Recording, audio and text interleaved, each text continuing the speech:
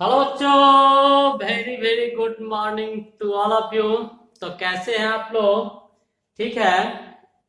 हम लोग अभी कार्बोहाइड्रेट्स पढ़ रहे थे। कार्बोहाइड्रेट्स का थ्योरेटिकल पार्ट जितना था उन सभी पार्ट को हम लोग पढ़ चुके थे।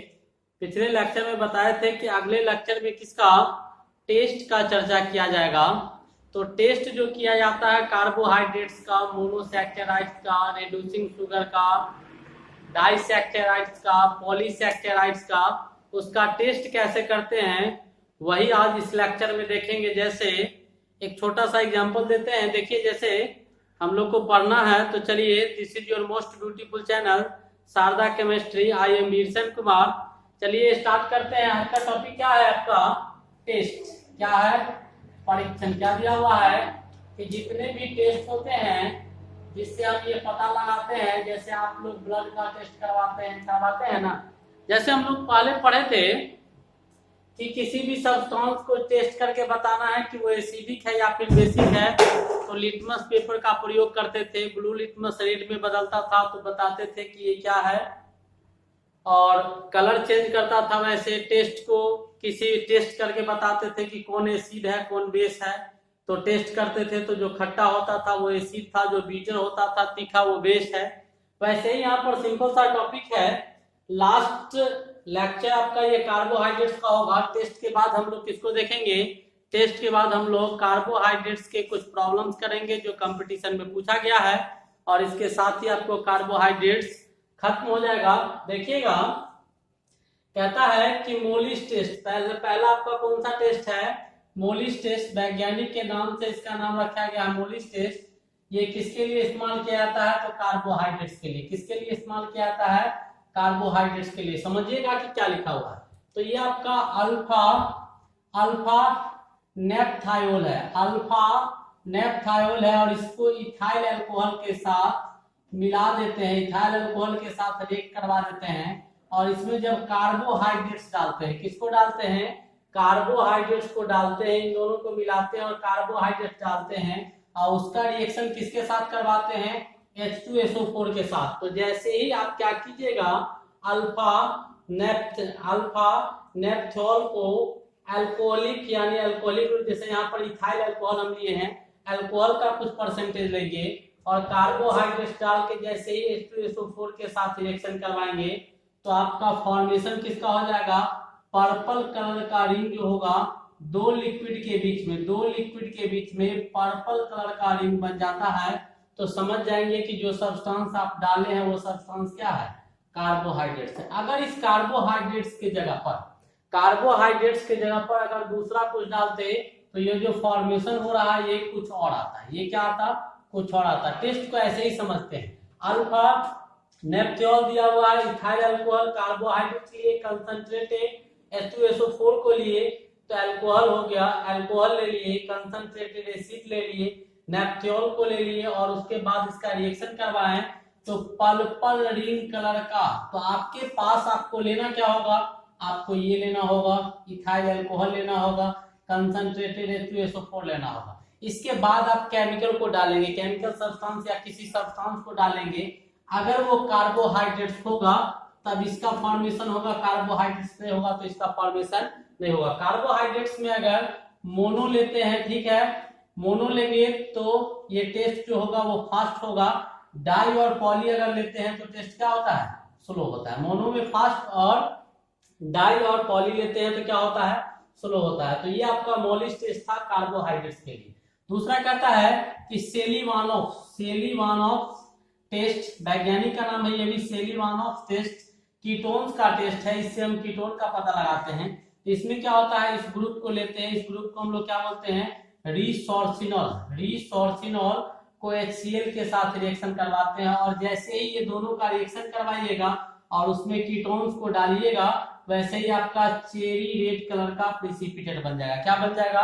चेरी रेड कलर का। चेरी खाने वाला होता है ना, फल होता है, उसका कलर जैसा होता है रेड कलर का, वैसा प्रिसिपिटेट आपको बन जाएगा। और अलग अलग एल्डोज ग्रुप और कीटोज ग्रुप के लिए ये टेस्ट जो होगा वो क्या होगा? अलग अलग होगा। तो यहाँ पर कीटोन्स को डाले तब क्या आया? ये कलर आया। कीटोन्स को छोड़ के दूसरा कुछ डालते तो कुछ और आता, तो समझ जाते कि कुछ और। जैसे वहां पर क्या था, ब्लू लिटमस रेड में बदलता था, तो जो केमिकल सब्सटेंस हम डालते थे समझ जाते थे वो एसिड है। यहाँ पर भी वही कहानी है कि रिसोर्सिनोल को HCl के साथ रिएक्ट करवाते हैं और वहां पर कीटोन्स को जैसे डालते हैं तो चेरी रेड कलर का प्रिसिपिटेट आ जाता है। तो समझ जाते हैं कि जो सब्सटेंस हम डाले हैं वो क्या है, कीटोन्स है। अब कहता है कि बारफोल्ड टेस्ट है। बारफोल्ड टेस्ट आपका मोनोसैकेराइड्स का टेस्ट होता है। इसमें क्या करते हैं कि कॉपर सल्फेट का रिएक्शन एसिटिक एसिड के साथ करवाते हैं और इसमें क्या डाल देते हैं, मोनोसैकेराइड्स को डालते हैं। किसको डालते हैं, मोनोसैकेराइड्स को डालते हैं। तो रेड ब्लड कलर का प्रिसिपिटेट आता है। ये आता कैसे है कि Cu2+ जो है Cu2O प्रिसिपिटेट को बाहर देता है। इसका कलर कैसा हो जाता है, रेड ब्राउन कलर का होता है। लाल भूरा रंग का इसका रंग हो जाता है। वो किसके कारण होता है, Cu2O यहाँ से जो रिलीज होता है यही रेड ब्लू कलर का प्रिसिपिटेट बना देता है। तो ये आपका मोनोसैकेराइड्स का टेस्ट था। ऐसे ही आपका बेनेडिक्ट का टेस्ट है, ये आपका रिड्यूसिंग शुगर का टेस्ट है। अब शायद शर्करा का टेस्ट है, ये आपका रिड्यूसिंग शुगर का। इसमें क्या किया जाता है कि कॉपर सल्फेट को एक्वस फॉर्म में, कॉपर सल्फेट कंसंट्रेटेड नहीं लेते हैं, एक्वस कॉपर सल्फेट लेते हैं, सोडियम नाइट्रेट के साथ रिएक्शन करेंगे तो ये इसका फॉर्मेशन होगा। किसका फॉर्मेशन होगा, इसका रिडक्शन कर देता है। सोडियम नाइट्रेट क्या होता है, NaNO3 लिखेंगे तो सोडियम नाइट्रेट में NaNO3 आपका ये है, तो इसको रिड्यूस करके किसमें बदल देता है, इसमें बदल देता है। तो ये टेस्ट आपका रिड्यूसिंग शुगर का है। तो समझ जाते हैं कि जो सब्सटेंस इसमें डाला गया है वो इसको रिड्यूस कर रहा है, इसका मतलब वो सब्सटेंस क्या है, रिड्यूसिंग शुगर है। इसको दूसरे तरह से भी समझते हैं, अमाउंट से भी कलराइजेशन करके समझते हैं कि अगर आपका किसी सब्सटेंस में शुगर नहीं होगा, शुगर का अमाउंट क्या होगा, बिल्कुल 9 के बराबर होगा, तो उसका कलर कैसा आ जाएगा, ब्लू आ जाएगा। अमाउंट के आधार पर मात्रा जो लेंगे, स्मॉल अमाउंट में अगर शुगर को लीजिएगा तो ग्रीन कलर आएगा, मॉडरेट अमाउंट में शुगर को लेंगे तो कौन सा कलर आएगा, ऑरेंज कलर आएगा, लार्ज अमाउंट में शुगर को ले लेंगे तो ब्रिक रेड कलर आएगा। तो on the basis of amount of sugar present in the substance, किसी सब्सटेंस में कितना शुगर उपस्थित है उससे भी हम पता लगा सकते हैं उसके कलर से कि कहाँ का किसका मतलब किसमें शुगर ज्यादा है और किसमें शुगर कम है। तो नो शुगर, अगर ब्लू कलर आ रहा है इसका मतलब शुगर वहां नहीं है। अगर ग्रीन कलर आ रहा है इसका मतलब उसमें स्मॉल अमाउंट में शुगर है। मॉडरेट यानी आपका ऑरेंज कलर, नारंगी कलर आ रहा है, इसका मतलब शुगर का अमाउंट नहीं ज्यादा है और नहीं कम है। और लार्ज यानी ब्रिक रेड कलर आ रहा है, इसका मतलब उसमें शुगर का अमाउंट क्या है, ज्यादा है। शुगर का अमाउंट क्या है, मैक्सिमम अमाउंट में। उसके बाद आपका 5वां टेस्ट है टॉलेंस टेस्ट। टॉलेंस टेस्ट भी आपका रिड्यूसिंग शुगर का ही टेस्ट है। इसमें क्या होता है कि टॉलेंस रिएजेंट्स लेते हैं AgNO3, सिल्वर नाइट्रेट लिया जाता है और अमोनियम हाइड्रोक्साइड को लेते हैं NH4OH4। सिल्वर नाइट्रेट और NH4OH आपका टॉलेंस रिएजेंट होता है। ये टॉलेंस रिएजेंट्स का काम क्या होता है कि CHO को क्या कर देता है, CHO को COO- में तोड़ देता है। Ag+ जो है वो Ag में कन्वर्ट हो जाता है, Ag प्रिसिपिटेट में बाहर निकल जाता है। किस में निकल जाता है, Ag प्रिसिपिटेट बना के बाहर निकल जाएगा। तो समझ जाएंगे कि जो हम कर रहे हैं, जो चीज यहाँ पर लिया गया है वो क्या लिया गया है, रिड्यूसिंग शुगर लिया गया। ठीक है, अगला टेस्ट आपका कौन सा है, फेलिंग्स टेस्ट है। कैसा, फेलिंग्स टेस्ट, ये भी रिड्यूसिंग शुगर का ही टेस्ट है। यहाँ पर क्या करते हैं हम लोग, sodium copper aqueous copper sulphate को लेते हैं और सोडियम पोटेशियम टेट्रारेट को NaKT यानी सोडियम पोटेशियम टेट्रारेट को लिया जाता है। सोडियम पोटेशियम टेट्रारेट का आपका ये सूत्र है COONACH2OCH2O और COOK, सोडियम पोटेशियम टेट्रारेट है। ये क्या करता है कि रिड्यूसिंग शुगर क्या करता है कि CHO को किस में बदल देता है, COO- को, यहाँ COO- में कन्वर्ट कर देता है और ये Cu+ जो है Cu2O रेड प्रिसिपिटेट यानी इस प्रिसिपिटेट को बाहर निकलता है और इसका कलर क्या होता है, रेड होता है। तो समझ जाते हैं कि यहाँ पर जो लिया गया है सब्सटेंस को क्या लिया गया है, रिड्यूसिंग शुगर लिया गया है। एक और आपका टेस्ट है आयोडीन का टेस्ट है। कैसा टेस्ट है, आयोडीन का टेस्ट है। आयोडीन का टेस्ट किसमें किया जाता है, स्टार्च में किया जाता है। जैसे कोई भी स्टार्च सब्सटेंस है उसमें अगर आयोडीन पाया जाता है, आयोडीन पाया जाता है, इसका मतलब है कि उस सब्सटेंस में आयोडीन अगर पाया गया है, आयोडीन अगर क्या करते हैं, कोई सब्सटेंस है वो आपका स्टार्च होगा, उसके लिए टेस्ट क्या करते हैं कि उस सब्सटेंस के ऊपर, मान लेते हैं कि कोई साग सब्जी या फल कुछ भी हम लेते हैं उसमें स्टार्च पाया गया तो उसमें क्या करेंगे, नमक को डाल देंगे, कुछ नमक को डालेंगे। जैसे ही नमक को डालिएगा वैसे ही उसका कलर किसमें कन्वर्ट हो जाएगा, कलर जो होगा आयोडीन डालने पर ब्लू में हो जाएगा और वो ब्लू कलर जो है धीरे धीरे black colourisation due to the absorption of iodine. यानी पहले कौन सा कलर था, ब्लू कलर, स्टार्च लिए, आयोडीन लिए तो ब्लू कलर था उसका, वो धीरे धीरे कलर जो है black colourisation due to absorption, जैसे जैसे वो आयोडीन को एब्जॉर्ब करेगा वैसे वैसे वो किस में बदल जाएगा, ब्लैक कलर में कन्वर्ट हो जाएगा, वैसे वैसे वो किस में बदल जाएगा, ब्लैक कलर में कन्वर्ट हो जाएगा। इस प्रकार हम लोगों ने किसको देखा, टेस्ट को देखा, किस किस के टेस्ट को, कार्बोहाइड्रेट्स के टेस्ट को देखे, कीटोन्स के टेस्ट को देखे, मोनोसैकेराइड्स के टेस्ट को देखे, ठीक है। यहाँ पर डाइपॉलीसैकेराइड्स कार्बोहाइड्रेट्स ये भी देख लिए, रिड्यूसिंग शुगर का देखे, रिड्यूसिंग शुगर का देखे, रिड्यूसिंग शुगर का देखे, और किसका देखे, स्टार्च का टेस्ट देखे। अब हम लोग क्या करेंगे, कार्बोहाइड्रेट्स का प्रॉब्लम करेंगे। क्या करेंगे, कार्बोहाइड्रेट्स का प्रॉब्लम करेंगे। तो कार्बोहाइड्रेट्स का, चलिए कार्बोहाइड्रेट्स का प्रॉब्लम स्टार्ट करते हैं। क्या करते हैं, कार्बोहाइड्रेट्स का प्रॉब्लम स्टार्ट करते हैं। अब हम लोग कार्बोहाइड्रेट्स का प्रॉब्लम करेंगे।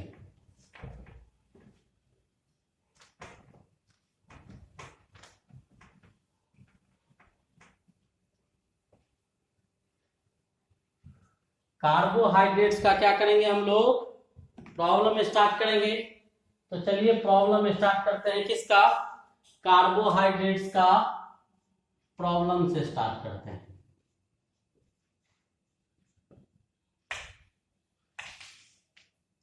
कार्बोहाइड्रेट्स का क्या स्टार्ट करेंगे हम लोग, प्रॉब्लम स्टार्ट करेंगे।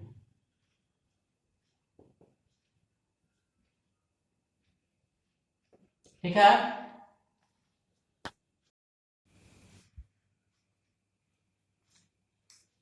हम लोग क्या करेंगे, प्रॉब्लम करेंगे किसका, कार्बोहाइड्रेट्स का प्रॉब्लम करेंगे।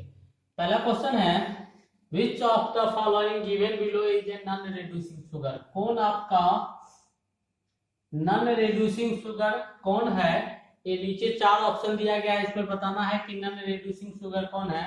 नीट 2016 में ये क्वेश्चन पूछा था। ग्लूकोज आपका रिड्यूसिंग शुगर है, नहीं होगा। माल्टोज आपका रिड्यूसिंग शुगर है, नहीं होगा। लैक्टोज भी रिड्यूसिंग शुगर है, नहीं होगा। सुक्रोज आपका क्या होता है, नॉन रिड्यूसिंग शुगर होता है। क्या होता है, नॉन रिड्यूसिंग शुगर होता है। नेक्स्ट क्वेश्चन कहता है, the correct corresponding order of names of 4 aldoses. यानी चारों के चारों जो ऑप्शन आपका नीचे दिया गया है, 4 एल्डोज का कॉन्फ़िगरेशन आपको नीचे दिया गया है और उसका नाम बताना है। करेक्ट ऑर्डर जो होगा नाम का वो बताना है। तो आपका ये सारे एल्डिहाइड ग्रुप के हैं, इसीलिए एल्डोज कहा गया है। तो ये सारे ऊपर CHO लगा हुआ है, तो ये सारों क्या है, एल्डिहाइड ग्रुप का। अब नीचे जो ऑप्शन लिखा गया है इसमें DL का प्रयोग किया है, D और L का। तो D कॉन्फ़िगरेशन में ऊपर वाला कार्बन जो होगा एल्डिहाइड को छोड़कर काइनल कार्बन जो पहला होगा उसमें OH अगर दाहिने तरफ होगा और H बाएं तरफ होगा तो इसको D बोलेंगे। तो ये D हो गया। यहाँ पर OH बाएं है और H दाहिना है तो इसको L बोलेंगे। यहाँ पर OH क्या है, बाया है, बाएं तरफ है, और ये राइट है, ये लेफ्ट है, ये राइट है, तो इसको L बोलेंगे। और यहाँ पर ये क्या है, ये बाएं है और ये दाएं है, तो इसको क्या बोलेंगे, D बोलेंगे। यानी आपका DLLD आ गया। और उसके बाद आपका नीचे का कार्बन जो CH2OH के उत्पाद जो आपका काइनल कार्बन है, इसमें H दाहिने होता है और ये OH दाहिने होगा और H आपका लेफ्ट में होगा, तो इसको हम लोग इराइथ्रोज बोलते हैं, इराइथ्रोज बोला जाता है। और यहाँ पर भी ये क्या है, आपका इराइथ्रोज ही है। और ये आपका क्या है, इराइथ्रोज नहीं है, ये आपका क्या है, थ्रियोज है। ये आपका क्या है, थ्रियोज है। और ये भी आपका क्या दिया हुआ है, थ्रियोज दिया हुआ है। अब इससे कंपेयर करना है तो ऊपर में क्या आया, DLLD। तो यहाँ पर क्या, DLLLLD ये होगा नहीं। उसके बाद DDLL ये भी नहीं होगा। LLDD ये भी नहीं होगा। DLD और ये क्या, इराइथ्रोज हो गया, थ्रियोज हो गया, इराइथ्रोज, थ्रियोज, इराइथ्रोज और थ्रियोज। ये आपका हो गया, कौन सा ऑप्शन होगा, D is the correct one, D is the correct one. Next question कहता है, the difference between amylose and amylopectin is. Amylose और एमाइलोपेक्टिन में क्या अंतर होता है वो आपको बताना है, एमाइलोपेक्टिन और इसमें। तो एमाइलोपेक्टिन है 1,4 अल्फा लिंकेज होता है और 1,6 अल्फा लिंकेज होता है। यही ऑप्शन हो गया। ये 1,4 अल्फा लिंकेज 1 और 4 नंबर कार्बन पर अल्फा लिंकेज होता है और 1,6 पर भी क्या होता है, अल्फा लिंकेज आपका पाया जाता है एमाइलोज और एमाइलोपेप्टिन में। एमाइलोपेप्टिन में आपका ये पाया जाता है। अब कहता है कि एमाइलोज है, ये नहीं होगा, ये नहीं होगा और ये भी नहीं होगा। पहला आ गया, ये ऑप्शन क्या होगा, सही होगा। नेक्स्ट क्वेश्चन कहता है सुक्रोज ऑन हाइड्रोलाइसिस। जब सुक्रोज का हाइड्रोलाइसिस करवाते हैं तो क्या देगा, अल्फा डी ग्लूकोज और beta D fructose. Alpha D glucose और बीटा डी फ्रुक्टोज को देता है, ये हम लोग पढ़े भी हैं। सुक्रोज में है option beta D glucose alpha D fructose, ये नहीं होगा। Alpha D glucose beta D glucose, ये नहीं होगा। Alpha D fructose beta D glucose, ये ऑप्शन होगा। कौन सा ऑप्शन, ये ऑप्शन हो जाएगा। नेक्स्ट कहता है which of the following sets of monosaccharides from sucrose, which of the following sets। तो यहाँ पर कहता है कि सुक्रोज क्या देता है, अल्फा डी ग्लूकोज या बीटा डी फ्रुक्टोज। अब यहाँ पर कहता है which of the following sets of monosaccharide जो सुक्रोज का फॉर्मेशन करता है। तो क्या अल्फा डी ग्लूकोज और beta D, alpha D glucose को ग्लूकोज को हम लोग ग्लूकोपाइरानोज भी लिख सकते हैं और फ्रुक्टोज को फ्रुक्टोपाइरानोज भी लिखा जाता है। जब साइक्लिक फॉर्म में लिखते हैं तो साइक्लिक फॉर्म में केवल इसका नाम जो होता है पाइरानोज और फ्यूरानोज कर देते हैं। पायरा इसलिए करते हैं क्योंकि पाइरोन्स की तरह इसका स्ट्रक्चर आता है, इसका फ्यूरोन की तरह आता है, इसीलिए ऐसा करते हैं। तो सेम क्वेश्चन था ऊपर नीचे, इसका बी ऑप्शन सही होगा। Glucose molecules react with x, क्या करता है ग्लूकोज मॉलिक्यूल्स जो है वो x number of molecules of phenyl hydrazine आपका रिएजेंट होता है, इसके साथ रिएक्ट करता है। तो कहता है कि ओसाजोन का फॉर्मेशन करता है। तो हम लोग ओसाजोन का फॉर्मेशन किए थे। ओसाजोन का क्या किए थे, फॉर्मेशन किए थे केमिकल प्रॉपर्टीज ऑफ ग्लूकोज में। और वहां पर एक्स कितने मोल्स की आवश्यकता होती है, 3 मोल और मॉलिक्यूल्स भी कितना, तो 3। कितने मोल्स और कितने मॉलिक्यूल्स, तो 3। ये आपका कुछ क्वेश्चन था किसका, कार्बोहाइड्रेट्स का। मिटा दे, मिटाए, लिख लीजिए, इधर से मिटाते हैं उधर लिखिएगा। कुछ और क्वेश्चन देखते हैं।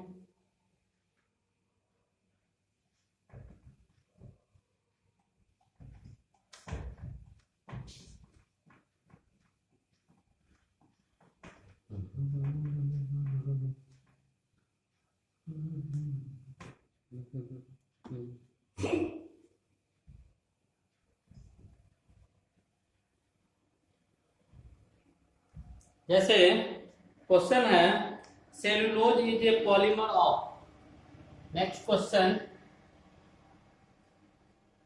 Cellulose is a polymer of. ये आपका नीट 2002 में पूछा है क्वेश्चन। किसमें पूछा है, नीट 2002 में पूछा है कि सेलुलोज पॉलीमर है। सेलुलोज क्या है, पॉलीमर है किसका, ग्लूकोज फ्रुक्टोज रिबोज। ऑप्शन क्या था, ग्लूकोज, बी ऑप्शन था फ्रुक्टोज, सी ऑप्शन था रिबोज और डी ऑप्शन था सुक्रोज।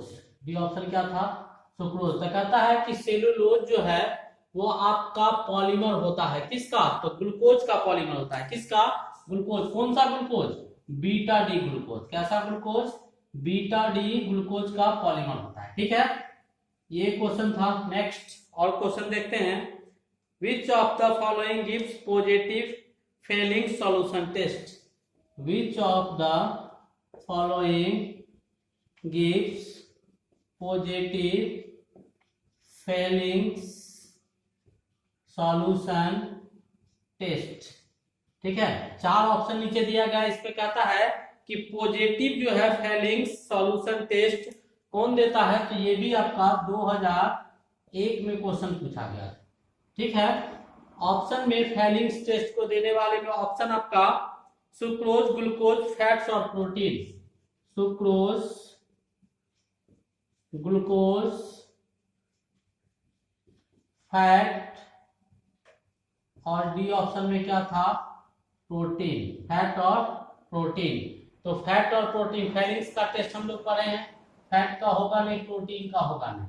अब बचा सुक्रोज और ग्लूकोज। तो फेलिंग्स टेस्ट को जो देता है वो फेलिंग्स टेस्ट को कौन देता है, सुक्रोज तो फैलिंग्स टेस्ट को देता नहीं है, कौन सा ऑप्शन, ग्लूकोज आपको फैलिंग्स का पॉजिटिव टेस्ट को देता है। 9 नंबर क्वेश्चन है कि अल्फा डी ग्लूकोज और बीटा डी ग्लूकोज जो होता है वो क्या होता है। अल्फा डी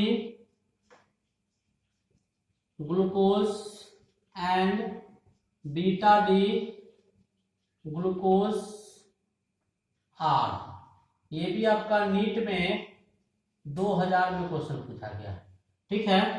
तो alpha D glucose beta D glucose जो होगा वो क्या होगा, ईपीमर, एनोमर पढ़े हम लोग, ईपीमर्स, एनोमर्स, सी ऑप्शन आपका इनांटियोमर्स और डाइएस्टियोमर्स, इनांटियोमर्स और डी ऑप्शन डाइएस्टियोमर्स। पूछ रहा है कि अल्फा डी ग्लूकोज और बीटा डी ग्लूकोज जो होगा, बताए थे कि all epimers are anomers but all anomers are not epimers. तो अल्फा डी ग्लूकोज और बीटा डी ग्लूकोज में जो पहला कायरल कार्बन होगा उसमें H और OH का पोजीशन वेरी करता है और उसको क्या बोलते हैं, एनोमर्स बोलते हैं, ईपीमर्स नहीं बोलते हैं, ठीक है। इस ऑप्शन को टिक करेंगे। 10 नंबर क्वेश्चन है आपका, which of the following is maximum sweeter sugar, which of the following is maximum sweet sugar, क्या कहता है कि इसमें से कौन शुगर जो है वो सबसे अधिक मीठा है। ये आपको BHU 1997 में क्वेश्चन पूछे हुए हैं, बनारस हिंदू यूनिवर्सिटी में 1997 में क्वेश्चन पूछा था कि कौन सा शुगर सबसे अधिक मीठा होता है। ऑप्शन में सुक्रोज, फ्रुक्टोज, माल्टोज, लैक्टोज दिया हुआ है, सुक्रोज, फ्रुक्टोज, माल्टोज और डी ऑप्शन था लैक्टोज। कौन सा होगा, फ्रुक्टोज सबसे मीठा होता है। क्या होता है, फ्रुक्टोज क्या होता है, सबसे मीठा होता है। नेक्स्ट एक और क्वेश्चन है, BHU 96 में पूछे हुए हैं। क्वेश्चन क्या है कि hydrolysis of sugar is called, hydrolysis of sugar, hydrolysis of sugar is called, क्या होगा, ये कब पूछा था, BHU 1996 में क्वेश्चन पूछा था। एक आपका ऑप्शन था सैपोनिफिकेशन, सैपोनिफिकेशन साबुनीकरण, और बी ऑप्शन दिया हुआ था स्टेरिफिकेशन, हाइड्रेशन, सी ऑप्शन था स्टेरिफिकेशन और डी ऑप्शन आपका था इन्वर्सन, इन्वर्सन। तो क्या होता है, हाइड्रोलाइसिस जब शुगर का करवाते हैं तो ग्लूकोज और फ्रुक्टोज में टूटता है और यहाँ पर इन्वर्सन की क्रिया होती है। किसकी क्रिया होती है, इन्वर्सन की क्रिया होती है। किसकी क्रिया, इन्वर्सन की क्रिया होती है। किसकी क्रिया होती है, इन्वर्सन की क्रिया होती है। ठीक है, हो गया, हुआ, मिटा दे इधर।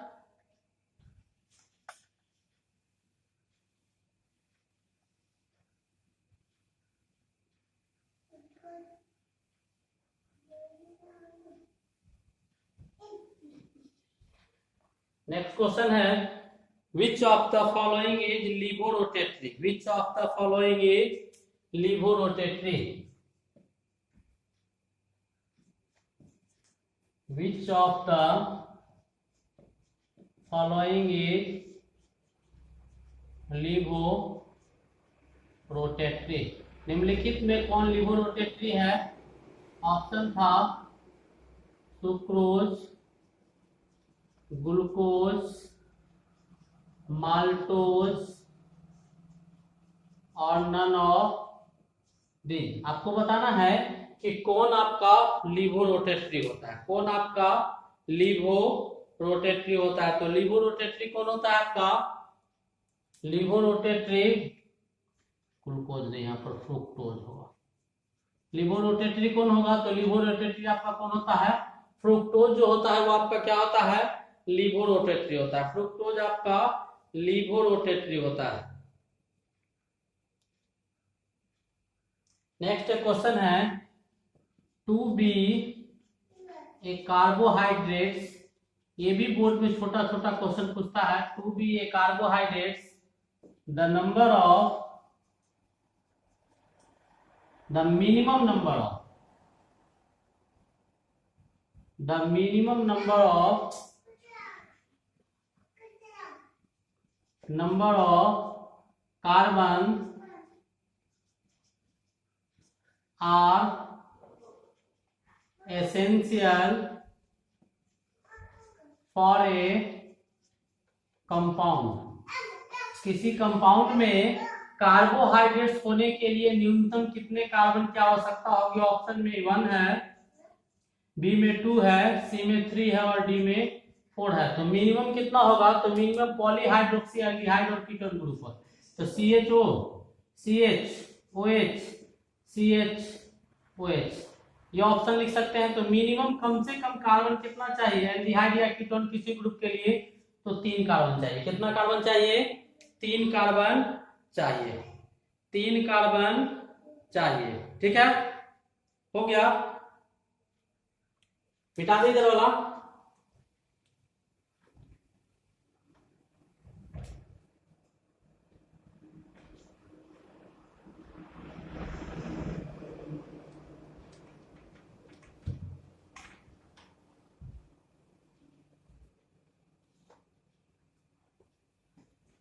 ये आपका क्वेश्चन नंबर 13। 14 नंबर क्वेश्चन क्या कहता है कि which of the following will give Tollens reagent test as well as which of the following give Tollens reagent test as well as silver mirror test. Silver mirror test कहता है कि निम्नलिखित में कौन जो है वो टॉलिन्स अभिकर्मक परीक्षण के साथ साथ सिल्वर मिरर टेस्ट को भी देने का काम करता है? Sucrose, fructose, glucose, starch. Sucrose, fructose, glucose, fructose, glucose और डी ऑप्शन आपका स्टार्च है। सोचिए कौन सा होगा जो टॉलेंस रिएजेंट टेस्ट को देता है और सिल्वर मिरर टेस्ट को भी देने का काम करता है? वो कौन सा होता है? शुगर तो नहीं देता है, स्टार्च भी नहीं देता है, फ्रुक्टोज जो है वो आपका वो भी नहीं देता है, ग्लूकोज आपका क्या होगा? टॉलेंस रिएजेंट टेस्ट और सिल्वर मिरर टेस्ट को भी देगा। ठीक है, next question, which of the following does not exhibits the phenomena of mutarotation? Which of the following doesn't exhibits the phenomenon of mutarotation? म्यूटारोटेशन के फेनोमेना को कौन शो नहीं करता है, कौन नहीं दर्शाता है, वही आपको बताना है। ये AIPMT 2010 में क्वेश्चन पूछा था। AIPMT 2K10 2010 में AIPMT में क्वेश्चन पूछा था। ऑप्शन आपको ऑप्शन दिया हुआ था, negative fructose, positive sucrose, negative fructose, B option था पॉजिटिव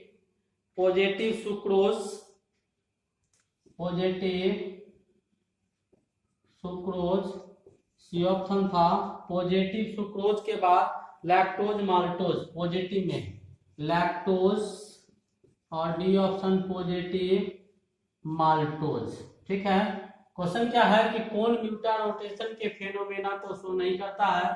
तो फ्रुक्टोज तो शो करता है, लैक्टोज भी करता है, माल्टोज भी करता है, सुक्रोज नहीं करेगा। ठीक है, एक और क्वेश्चन है क्या कि structure of glycogen is similar to structure of glycogen, structure of glycogen is similar to यानी ग्लाइकोजीन का स्ट्रक्चर जो होता है वो समान होता है किसके, तो एमाइलोज था। दूसरा option amylopectin, cellulose, glucose, amylopectin,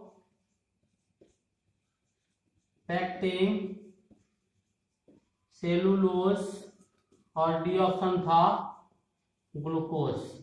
तो आपका ग्लाइकोजीन का संरचना जो होता है एमाइलोज के बराबर नहीं होगा, एमाइलोपेक्टिन के बराबर, सेलुलोज और ग्लूकोज के सिमिलर नहीं होता है। इस प्रकार हम लोगों ने क्या किया, कुछ जो आपके क्वेश्चन थे किसके, कार्बोहाइड्रेट्स का जो कुछ क्वेश्चन था उस क्वेश्चन को किए। ठीक है, अब तब तक के लिए मन लगा के पढ़ते रहेगा। Best of luck, thank you.